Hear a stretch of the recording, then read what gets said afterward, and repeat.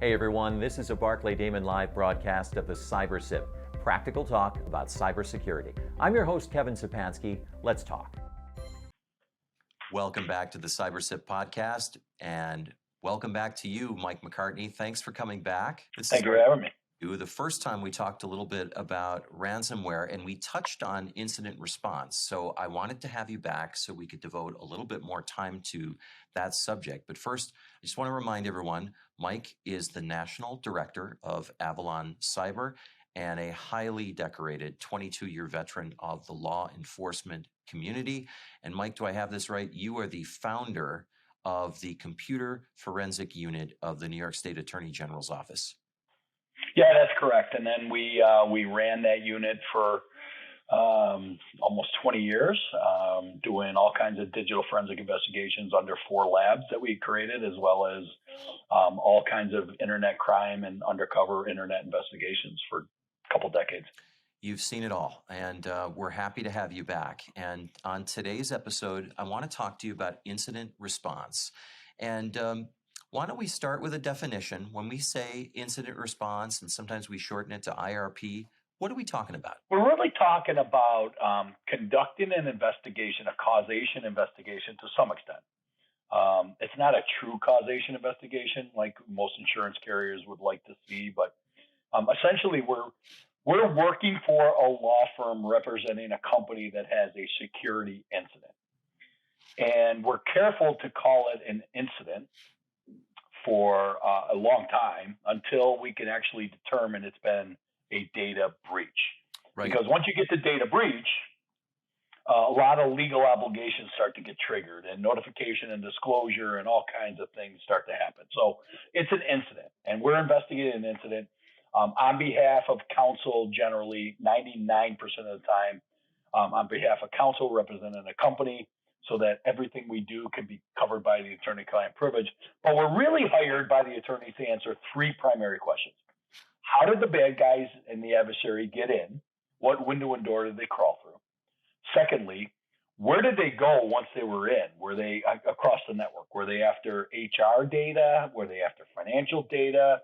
Were they after competitive business intelligence data? Like, what were they after?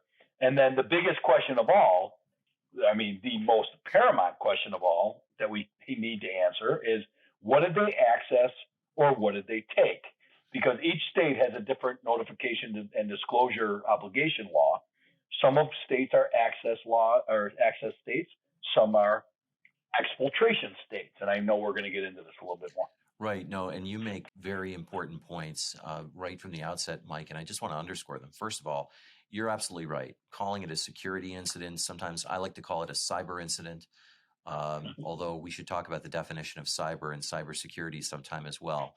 But not every incident results in a reportable data breach. So sometimes we use the term data breach generically, and we really shouldn't, because if you have an actual data breach, you are obligated under the laws of one or more states, maybe even under federal law, if it's a PHI or a healthcare related breach, to make reports to federal and state authorities. And in our experience, Mike, I don't know about yours, but in our experience, often the investigation concludes that there was no reportable data breach. That's right.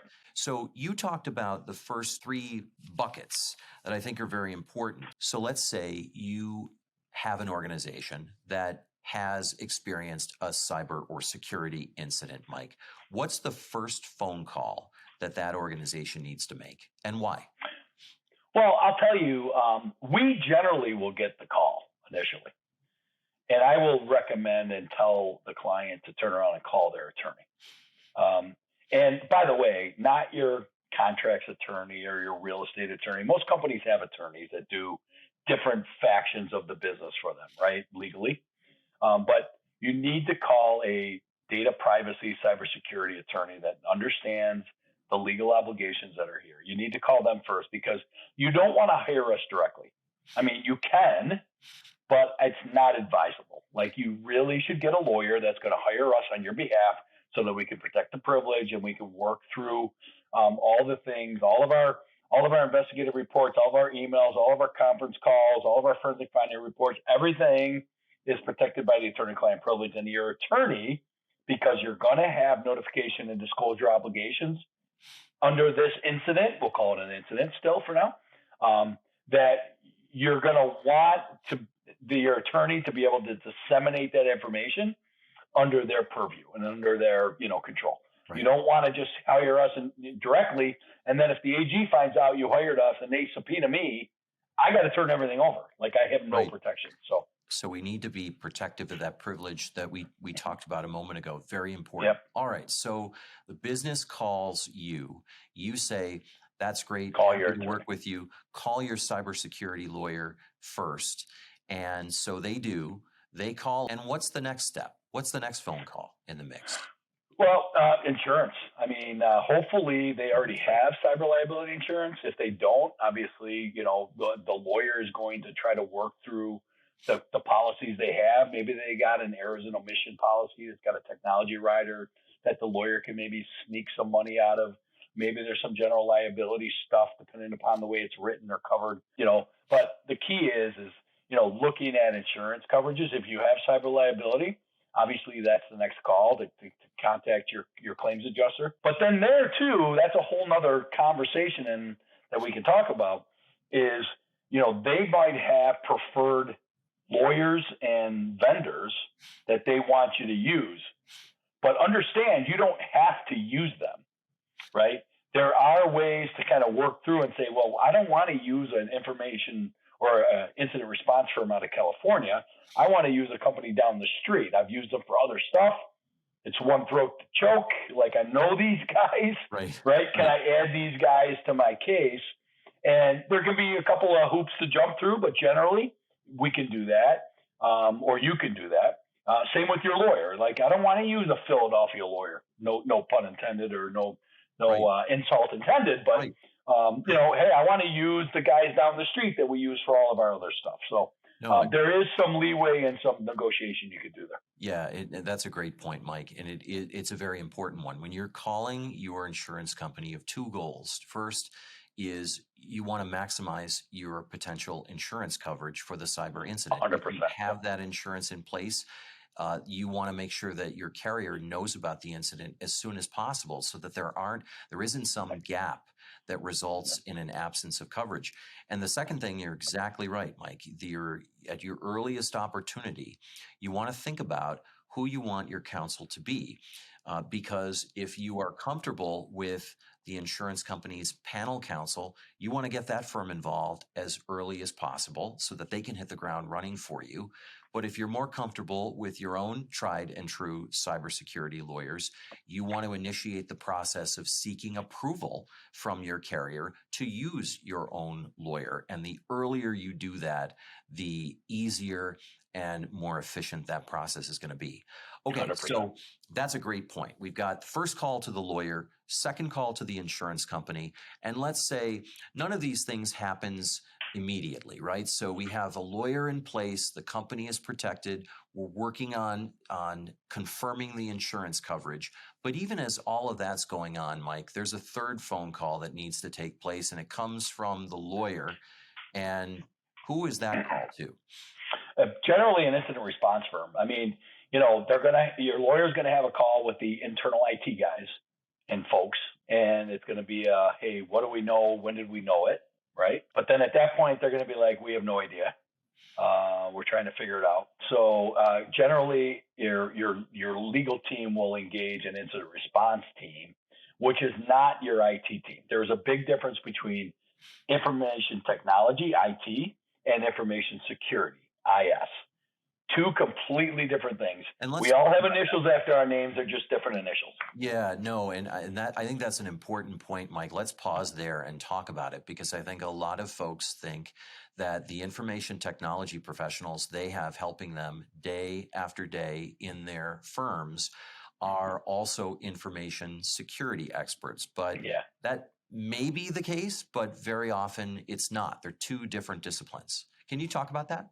Yeah, for sure. They're absolutely two different disciplines. Now, you might have an IT person who's also got an information security background and maybe a couple extra initials after their name that's security related, which is great. Fantastic. Most of the bigger regulated industries have an IT department and an IS department. Think about, Blue Cross Blue Shield, Health Now, Independent Health, like all these bigger entities that are regulated. They have a 100-person IT department. They have a 100-person IS department, right? Most smaller companies, small to mid-sized companies like us and like you, or people that may be listening to this, 50 people, 100 people, whatever, they have an IT department. They maybe have 1 or 2 people. They don't have an information security department. And I like to analogize IT and IS much like the practice of law or the practice of medicine, right? You go to school, you go to med school, you learn about physiology and all kinds of body function and things. But then you come out, and the same with law school, you learn how to research and write and read and become an analytical lawyer. But when you come out, you become specialized, right? You got real estate attorneys, you got contract attorneys, you got criminal defense attorneys, personal injury attorneys, you got orthopedic surgeons, you got heart surgeons, you got brain surgeons. Like I would no more have my real estate attorney represent me in a homicide case as I would have my orthopedic surgeon perform brain surgery on me, right? So it's the same thing with IT and IS. You really need to think about this. It's not just like, well, it's computers. I got a computer guy. Right. That's not exactly the answer. So. And it's true. I mean, and to carry the analogy further, the cardiologist is a great doctor, knows everything there is to know about the heart, and we need that. But we also need the ophthalmologist if we have a problem with our eyes. So I think that's a critical distinction, Mike, and it's no criticism of the IT warriors that are on the front lines every day. They do outstanding work, and they take a lot of abuse from time to time because, of course, when something goes wrong with your computer, you need it fixed ASAP, and that's not always possible or practical. So you've called your lawyer, your lawyer's involved, your carrier's involved, and your lawyer has contacted, or your carrier might have contacted, a forensic cybersecurity firm. And let's say that's you, Mike. You get the call, and you've gotten that call from me, and I don't know how it happens, but whenever I call, you either answer the phone or call back within 60 seconds. So, and that's part of it, to be available. So you're available, you get the call, and what are the steps that you are going to take as a forensic investigator looking into this security incident? So the approach most firms like us will take, and we're not unique in this. I mean, I like to think we are a little unique, but we're not. I mean, overall, it's really a 3-step process. I mean, we're walking through an incident response, right? This isn't a data breach.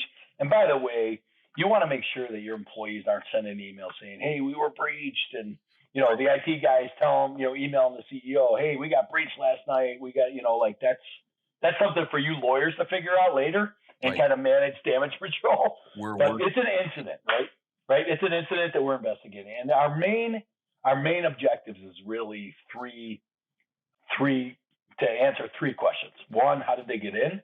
What window and door did they crawl through? Where did they go? What were they after? Were they after financial dollars? Were they after HR dollars? Were they after, competitive business intelligence? And then the biggest question of all is, what did they access or what did they take, depending on the state that you're in? Because some states are access states and some states are exfiltration states. So, and then we provide, in addition to answering those 3 questions, the first thing we're doing is isolation. We're working with the internal IT team to isolate the issue. Let's find patient 0. Let's isolate patient 0 so we can stop the bleeding, right? Keep that from promulgating throughout the environment. The second thing is containment, right, which is part of that. Let's make sure that once we isolate patient 0 that we can contain the rest of the environment. And then the third thing is remediation. Okay, once we've contained or isolated and contained, now let's start to get you back to a place where you can get back into business. And that's a balancing act because we talked about, backups and recovering from ransomware in, I think, one of our last pod calls. Right. But, understanding that your backups could actually contain the same ransomware malware that infected you in the immediate instance. Right. So there's a whole process that goes into making sure that if you're going to recover from backups, that you're doing it in a safe and effective manner, and you're not just kind of reinfecting yourself. And along the way, no, that very helpful, Mike. Thank you. And so along the way, the forensic experts and the lawyer and your insurance company are working hand in hand with your own business's quarterback, if you will. It could be a CISO, Chief Information Security Officer, if you have one. It could be your general counsel. It could be your CEO. If you're a smaller business, you may have that task handled by the man or woman in charge. But ultimately, you're going to generate a very important report. And you touched on the critical issue a moment ago. And that report is going to hopefully let your business and the lawyer know whether or not information has been accessed or exfiltrated. Let's assume that we're in New York, Mike, and that it's which is now an access state, or that you're dealing with a PHI or personal health information that is subject to an access requirement as well. What steps are you undertaking as part of your investigation to determine whether that protected PHI or PII has been accessed? So that's a great question. We go through a very lengthy forensic process to document and be able to report with a high degree of forensic certainty the number of records that were accessed and or exfiltrated. Now, keep in mind, sometimes you just can't do it. There's not enough forensic data or forensic artifacts to be able to check all those boxes and be able to drill down with a high degree of forensic certainty that, out of a HR database that has 2,200 records in it, only 201 of those records were accessed and or exfiltrated, right? That'd be awesome if we could do that in every case. Right. Some cases we can, but it depends on the login and the verbosity of the logs in that HR database. It depends on a whole bunch of forensic artifacts that kind of lead us to that place and be able to determine whether or not we can say that. But ultimately, the reporting is the key. And so, any incident response cyber firm that is engaged in these types of things should be able to write reports. Coming from law enforcement, we have a very kind of structured reporting structure. And we write these reports for a much larger audience, right? In the first instance, the report is written for the client and the attorney, executive summary, list of facts, kind of scenario and timeline of events, right? Right. But ultimately, we're writing this for ultimately a court, internal and external auditors, the insurance company, right? There's a whole bunch of people that ultimately could end up with this report. So it's really important that the forensic findings are documented and well articulated so that this document can live. And more importantly, one of my forensic investigators or even me can get on a stand in 12 months or 18 months or 22 months from now and look at this report and be able to regurgitate like what we did, right? Not like, geez, I have no idea what I'm saying there. Mike, that's so no, you're exactly right though. And that's so important. What we tell our clients, and 100%. You and I have talked about this before, is there's a twofold purpose to doing what we do. We're doing it first because it's the right thing. We want to protect our data. We want to protect our customers and our employees. But the second reason we're doing it is equally important because we want to be able to say down the road, if something happens, we took all the reasonable steps we needed to take to protect our data, to protect our business. So if something goes wrong, you can mount your best defense. And talk about the interplay between the legal team, the client team, and the forensic team as the investigation goes on, because it's a very cooperative and collaborative process, right? It has to be. It 100% has to be. We're working for the lawyer who's working for the client, right? I mean, let's just understand the chain of command here, right? So yeah, it has to be cooperative and collaborative. We need the support of the internal IT folks or external, third-party IT folks, whoever it may be. We have to collaborate on how we're gaining access to systems, how we're looking at forensically looking at stuff. And the cool part about, the way forensics has evolved since when I was, back in my law enforcement days is we can do almost all of this stuff over the wire. Like we don't have to commandeer helicopters and rappel in our ninja suits with, Pelican cases and take over conference rooms. Yeah. Thank goodness. Right. So thank goodness. Right. Because that used to cost a lot of money. I mean, that's the way we used to do it. Although some I'm sure would have preferred to do it that way. Yeah. And some actually still prefer to do it that way. But, doing it all over the wire, it's a much more efficient and cost effective way to do it. But we need collaboration and cooperation to be able to get the information we need to get the information and to be able to document exactly what happened. Right. But keep in mind, there's times we can't. I mean, I try to manage people's expectations. Like I'll say, our ability to answer the questions your lawyer needs answered is going to directly relate to the availability of log data. Right? If you have no log data on your domain controls, you have no log data in your firewalls. If we can't go back in time, if you're only capturing logs for 2 days and this happened 6 weeks ago, I don't know what to tell you. I mean, well, it's funny. We touched on this in our earlier podcast, and I think we need to have you back to talk about data classification and the mechanics of logs. So, and I may be oversimplifying it, but as I like to think of it as, if you have data classification and segregation, you know where the important data, the protected data is in your system. And if you have sufficient login data, you know whether someone got into that protected data. And that can be really helpful. We love it when, extremely. And because then we can conclude yes or no fairly confidently, and as you say, to a reasonable degree of forensic certainty, that although there was an incident, there wasn't an actual accessing or exfiltration of data. But talk a little bit about, in the time we have left, what happens or can't happen if you don't have that data segregation and logging set up on your system. So it's a fantastic question, Kevin, and thank you for asking it. I mean, it goes back to information governance, right? It goes back to that pre-breach preparedness. Right. Talking about incident response planning, vulnerability assessments, pen testing, building out a plan, all that kind of stuff. But data classification, information governance, right, is so critical, and segregation is so critical, because I can't tell you how many cases we get involved in where we'll say, okay, we have 200 machines across the environment, right? 170 users, 30 servers. We're like, okay, where's what we call protected data, right? When we refer to protected data, we're talking PII, PHI, PCI, right? Where's the stuff that's going to trigger notification? Where is your protected data? Right. No idea. Could be anywhere.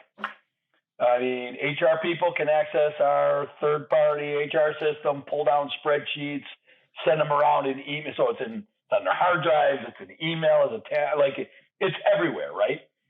That's a nightmare, because now all of a sudden you've just exposed yourself to a humongous potential risk of data exfiltration, right? Because you don't know if it was an email, if it was on hard drives, or where it is. So having prepared data classification, information governance, data segregation, so that when you do, and that's not if, but when you do have this thing, you can say, hey guys, yeah, we got an incident. We need you guys to come in and look at it, but here's where all our stuff is. And if you can tell us with a high degree of forensic certainty that nobody got to this bucket, it changes the game, by a lot. It does, and it does happen. And we're always happy when it does, because as we've said, not every incident is a reportable data breach. In fact, many of them aren't. And the stronger your system is, the more confidence you can have in the conclusion that your forensic expert reaches, right? 100%. And if we can say with a high degree of forensic certainty that we went through the systems, we went here, we know he went here and here, but this is where all the really important stuff is, and he didn't go here, it's game over. And we love it when that happens. Sometimes it doesn't. And we're going to do, I think we need to do 2 podcasts, one on what happens when it doesn't. Right. And we'll have someone come on and talk about how your law firm works with you to identify what reports you need to make and to what governmental authorities. And I think, Mike, we also need to have you back to talk about data classification and the structure of the computer system, because you need to know what data you have, you need to know whether you need it, you need to know who has access to it and why, because you don't need all the data that you have, perhaps, and not everyone that has access to your data actually needs it. That's right. And you certainly don't need to keep it for 20 years. Right. And we see that as well, and that can be a huge problem if you have a ransomware attack or other incident. Well, Mike McCartney, thank you so much for coming back. You're welcome. Appreciate it. We talked about those 3 calls that you must make. We talked about the role, the central role that the forensic expert plays in isolating, containing, and remediating the security issue. And I'm just so grateful that you come back. Will you come back again and talk to us about data classification? I would love to come back, Kevin. Thank you very much for having me. I really enjoyed our conversation. Please invite me back anytime you need. Oh, it'll be my pleasure. Thank you. We will talk again soon. And meanwhile, I hope everyone enjoyed this episode of the CyberSip podcast. We'll see you next time. The CyberSip podcast is available on barclaydamon.com, YouTube, LinkedIn, Apple Podcasts, Spotify, and Google Podcasts. Like, follow, share, and continue to listen. This material is for informational purposes only and does not constitute legal advice or a legal opinion. No attorney-client relationship has been established or implied. Thanks for listening.